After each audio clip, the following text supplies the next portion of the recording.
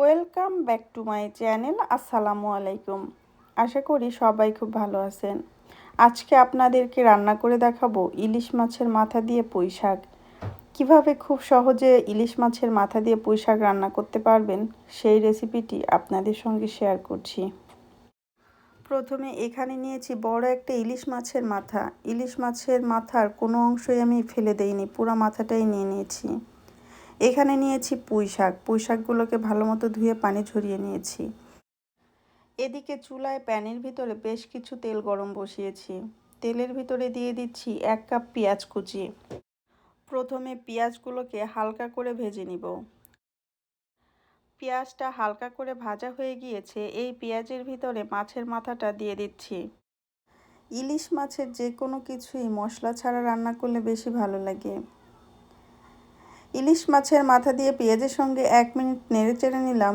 এখন আমি দিয়ে দিচ্ছি কিছু কাঁচামরিচ কুচি। দিয়ে দিচ্ছি হাফ চা চামচ পরিমাণে লাল মরিচের গুঁড়া, হাফ চা চামচ পরিমাণে হলুদের গুঁড়া, 1 চা চামচ পরিমাণে লবণ। দিয়ে দিচ্ছি কিছুটা পানি। এখন মশলার সাথে মাথাটাকে কিছুক্ষণ কষিয়ে নিব।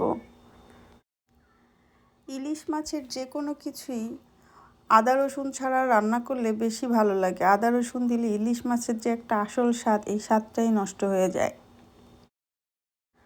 আমি 5-6 মিনিটের মতো মাছের মাথাটাকে কষিয়ে নিলাম। মাথাটা ভালো মতো কষানো হয়ে গিয়েছে, উপর থেকে তেল ছেড়ে দিয়েছে।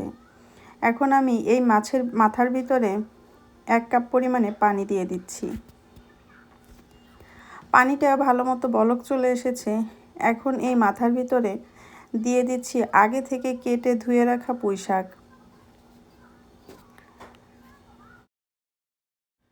এই পুঁই শাকের তরকারিটা রান্না করতে খুব বেশি একটা সময় লাগে না, 20 মিনিটের ভিতরেই রান্না হয়ে যায়।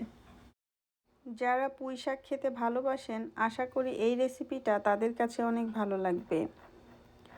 ইলিশ মাছের মাথাটাকে পুঁই শাকের সঙ্গে একেবারে ভেঙে চুরে মিলিয়ে দিলাম। পুঁই শাকের তরকারিটা সম্পূর্ণ রান্না হয়ে গিয়েছে। দেখেই বুঝতে পারছেন কতটা সুন্দর হয়েছে পুঁই শাকের এই তরকারিটা। আমি চুলা থেকে তরকারিটাকে নামিয়ে নিলাম। আমি একটা বাটির ভিতরে পুঁই শাকের তরকারিটা ঢেলে নিয়েছি। আমার ভিডিওটা আপনাদের কাছে কেমন লেগেছে আমাকে কমেন্টস করে জানাতে ভুলবেন না। আমার ভিডিওটা দেখার জন্য আপনাদেরকে অসংখ্য ধন্যবাদ।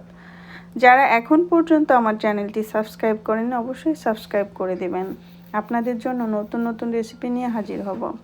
আজকে এই পর্যন্ত। সবাই ভালো থাকবেন, আমার জন্য দোয়া করবেন। আল্লাহ হাফেজ।